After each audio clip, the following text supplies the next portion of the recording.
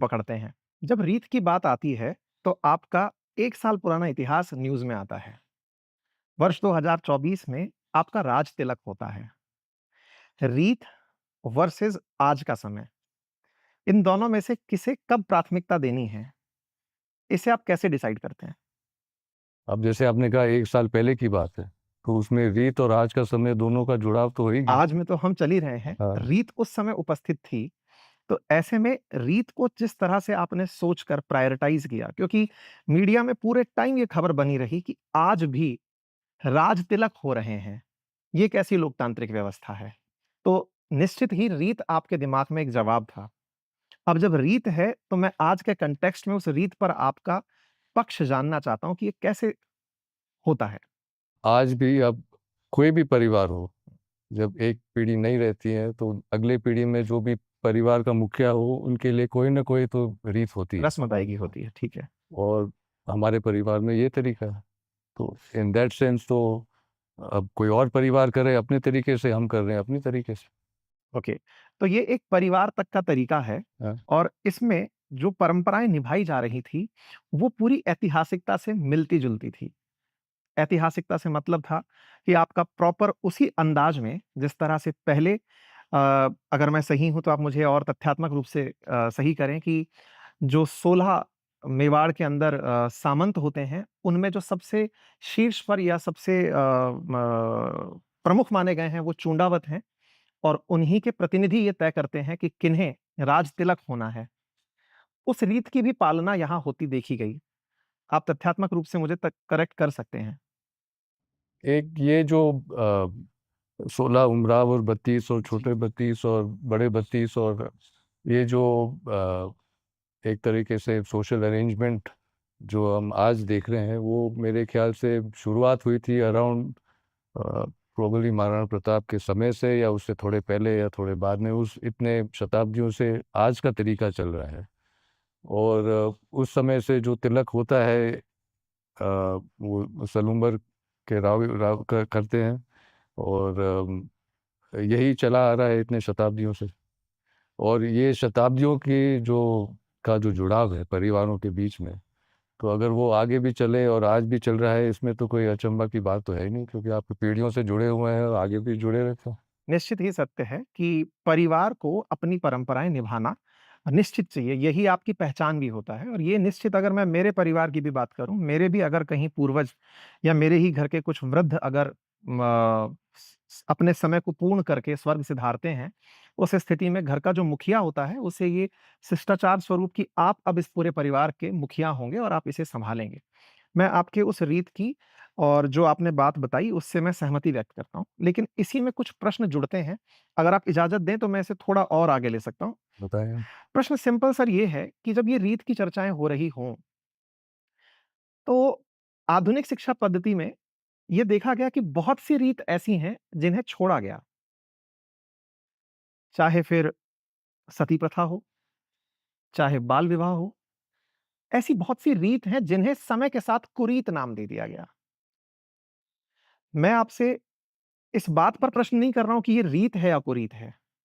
आपसे इस बात की सस्टेनेबिलिटी पर चर्चा कर रहा हूँ, कि क्या आपको लगता है कि आने वाले समय में भी ये रीत सर्वाइव करेंगी? नंबर 1 और क्या आज के कॉन्टेक्स्ट में क्योंकि आप आज की आधुनिक शिक्षा पद्धति लेकर के बड़े हुए हैं, आप इस रीत की प्रासंगिकता को कैसे देखते हैं?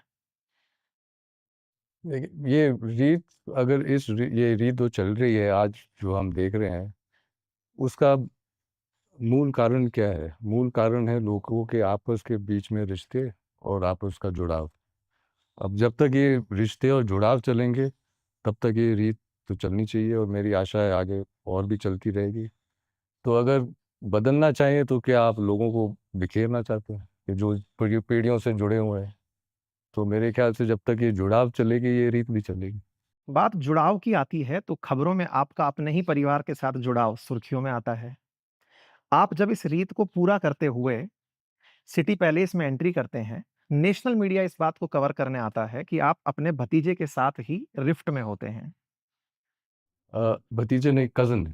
कज़िन वो अच्छा मेरे ओह सॉरी कज़न। कज़िन तथ्यात्मक त्रुटि के लिए क्षमा। और मैं लक्ष्यराज जी की बात कर हाँ, रहा हूँ। वो जी, मेरे कज़न है। ओके। और यस, वो सुर्खियाँ में तो आई थी और आनी तो नहीं चाहिए थी, क्योंकि वो जो हुआ था वो जिस तरीके से हुआ उस तरीके से होना नहीं चाहिए था। क्योंकि बात रीत की है, साथ जुड़ाव की है और जुड़ाव में इस तरह की होना, तो इसे कहाँ तक आप उचित मानते हैं कि ये पब्लिक में आना भी चाहिए था या नहीं आना चाहिए था? क्योंकि बात परिवार की है, संचार के दौर में फ़ोन से दूर हैं हम मात्र एक रिंग से कि भैया मैं इस रस्म अदायगी के लिए अंदर आना चाहता हूँ। इसके लिए इतना मीडिया फुटेज, सारा प्रशासन 3 दिन तक धरना। देखिए, जहाँ तक मीडिया की बात है, मीडिया वही कवर करती है जहाँ पे लोगों की रुचि हो। तो अब लोगों की रुचि थी, इसलिए वो मीडिया आई। और बात तो सही है कि जैसे मैंने कहा, इस जिस तरह से हुआ था विस उस तरह से होना नहीं चाहिए था। होना तो चाहिए था, जैसे आपने कहा कि हम जा रहे हैं दर्शन के लिए, हाँ। कौन रोकेगा ऐसे? लेकिन हुआ। और हमारी ऑडियंस को बीच में एक और कॉन्टेक्स्ट देना होगा हाँ, और वो ये कि ये दर्शन की क्या प्रथा है राज तिलक में? प्लीज़ अगर आप अपने मुख से बताएँ। मैंने पढ़ा है, लेकिन आपके मुख से सुनेंगे तो थोड़ा इसे और वैलिडेशन मिलेगा। ये भी प्रथा जैसे उदयपुर तो महाराणा उदय सिंह जी ने बताया है, और हमारे परिवार का इतिहास महाराणा उदय सिंह जी से पहले भी जाता है। हाँ, हाँ। तो इन दैट सेंस ये जहाँ पे धुनी है सिटी पैलेस में, किस वहाँ चीज़ की धुन है? प्लीज़ थोड़ा और वहाँ इलैबोरेट पे कर पाएँ? जहाँ पे अ, आशीर्वाद मिला मिला था कि आप शहर यहाँ पे बसाएं, वहाँ की धुनी है। और एक तरीके से जब कुछ भी महत्वपूर्ण चीज़ हो आपके ज़िंदगी में, तो आप ज़रूर धूप लेने तो जाएंगे। तो अगर आप इसे प्रथा माने या एज अ सेंस कि नॉर्मली होता ही ऐसे है, तो आप भले रीत मांगे कि नॉर्मल चीज़ है कि आप कोई महत्वपूर्ण चीज़ हुई तो आप जब धूप देने जाओगे, बात तो यही है। मैंने जानकारियाँ जुटाई, तो उसमें मुझे आप मुझे करेक्ट कर सकते हैं क्योंकि अगेन आपके पास जो जानकारियाँ हैं मुझसे ज़्यादा ओरिजिनल हैं। मैं सुनी-सुनाई बातों में से सवाल निकाल रहा हूँ। कहा जाता है कि राज तिलक होने के बाद जब आप महाराज कहलाते हैं, उस समय आपकी पगड़ी का कलर चेंज होता है। आप व्हाइट से स लाल पगड़ी की तरफ जाते हैं और उसकी जो तरीके हैं, उसमें शुमार है, सबसे पहले आपका राज तिलक होगा। आपके जो भी सलूमर के जो प्रतिनिधि हैं, वो आपको अपने अंगूठे को काट कर तिलक करेंगे, रक्त से तिलक होगा। उसके बाद आप ढोग लेने जाएँगे और ढोग लेने के लिए सिटी पैलेस में स्थित वो जो धूनी है, वहाँ से आशीर्वाद लेंगे और फिर आप एकलिंग जी के दर्शन करने जाएँगे। जब आप उस दर्शन को पूर्ण कर लेते हैं, तब आपके पगड़ी का जो रंग है, वो बदलता है। आप इस प्रथा पर अपनी टिप्पणी करें या फिर मुझे प्रक्रिया बता दें कि ये क्या होती है? ये जो पाग, या पहले हम सफ़ेद पाग और फिर हम वो शोक का पाग है। तो it is a period of morning, okay. इसलिए आप सफ़ेद पहनते हैं। इसलिए आप मेरे तिलक के टाइम में आप देखें, तब भी मैं सफ़ेद ही पहन रहा था, because it was part of the morning period. और जो रंग बदलते हैं पाग के, वो एकलिंग जी मंदिर में ही होता है। ये एकलिंग जी की तरफ से अब रंगीन जो शोक के पाग नहीं है उसको उतार के अब दूसरे पाग धारण करते हैं। तो मेन ये जो प्रथा है, ये मेनली एकलिंग जी मंदिर से जुड़ी हुई है। हुँ। बात एकलिंग जी की हो और जिस जगह हम बैठकर आज चर्चा कर रहे हैं उदयपुर है, सिटी अ, लेक सिटी के रूप में पूरे वर्ल्ड वाइड विख्यात है, बहुत सारे टूरिस्ट यहाँ आते हैं। हम उस मुद्दे पर भी आएँगे जिस कारण से आज ये सुर्खियों में है, लेकिन इसी बीच में बात चूँकि एकलिंग जी की हुई है, लोग आपको महाराज कहते हैं, लेकिन आप एकलिंग जी को महाराज कहते हैं। आप अपना परिचय देते हैं तो कहते हैं कि हम एकलिंग जी के दीवान हैं। इस पर भी प्रकाश डालें और एकलिंग जी के ऐतिहासिक महात्म्य को स्थापित करें। एकलिंग जी तो हमारे कुल देवता हैं। तो उस और एकलिंग दीवान हमारे परिवार के जितने भी महाराणा थे, रावल थे, वो सब एकलिंग जी के नाम दीवान कह के ही काम करते थे। तो ruler is Ekling ji. Okay, आप मानते हैं कि असली जो रूलर हैं वो यहाँ के एकलिंग जी हैं। ओके, तो ऐसे में एकलिंग जी ने आप ही को आशीर्वाद दिया कि आप अपने पाग का रंग बदलें या फिर कोई भी शोकाकुल आपके परिवार का सदस्य होता, उसके सर पर सफ़ेद पाग होती। मैं चर्चा असल में लक्ष्यराज जी की कर रहा हूँ।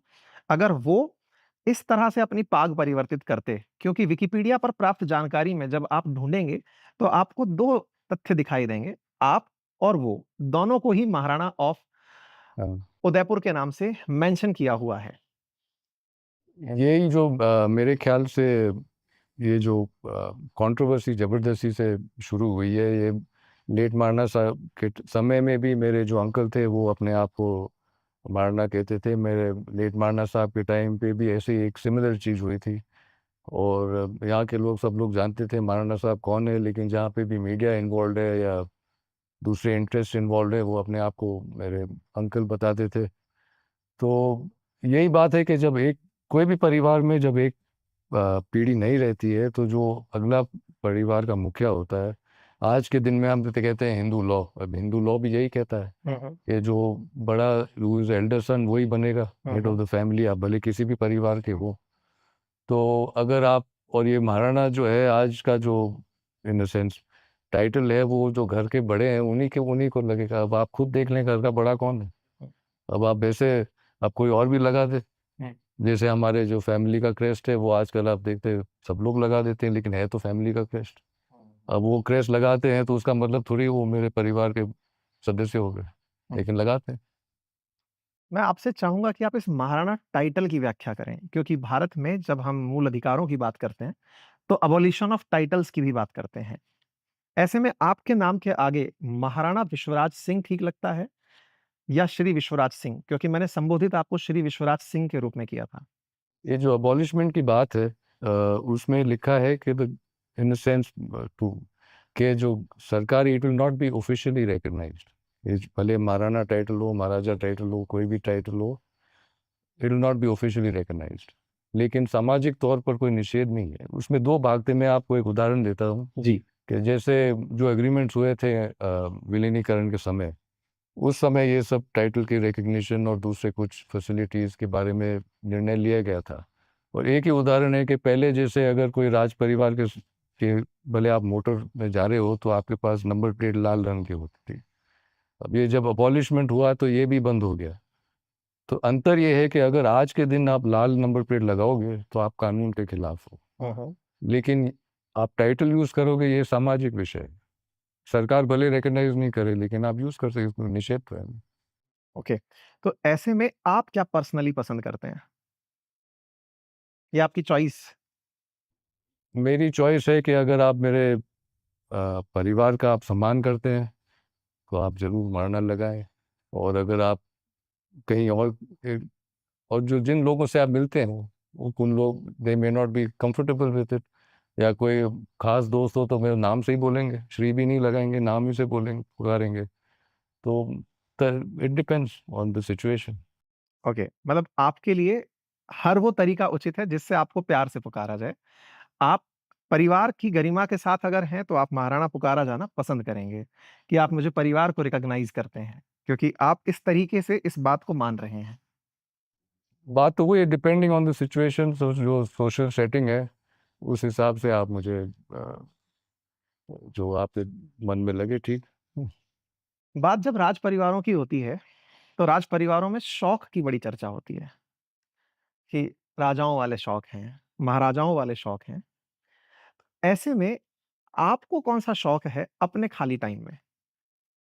जहाँ शौक की बात है, ये भी मैं कह रहा हूँ कि दशकों से काफ़ी ये मिसकंसेप्शन ये प्रचलित हुआ है कि राजाओं के शौक ज़्यादा थे और काम कम करते थे। ये इसको मैं नहीं, नहीं, मैं सुधार कॉन्टेक्स्ट कर में दूंगा। काम में भी लाऊँगा मैं आपको। कंटेक्स्ट में कर रहा हूँ कि आप देख लें कि जितने भी परिवार हैं मेरे ख्याल से, और जहाँ तक मेरे परिवार के इतिहास में की बात है, मेरे ख्याल से उनका शौक था कि वो उनका धर्म निभाए। ठीक है। तो वो जुड़ाव था, एक शौक भी था और धर्म भी था। और बाकी ऐसे हॉबीज़ की बात है तो ठीक है, अब तो कभी I enjoy having pets around and I enjoy listening to music. तो आप आप अपने खाली टाइम में क्या करते हैं?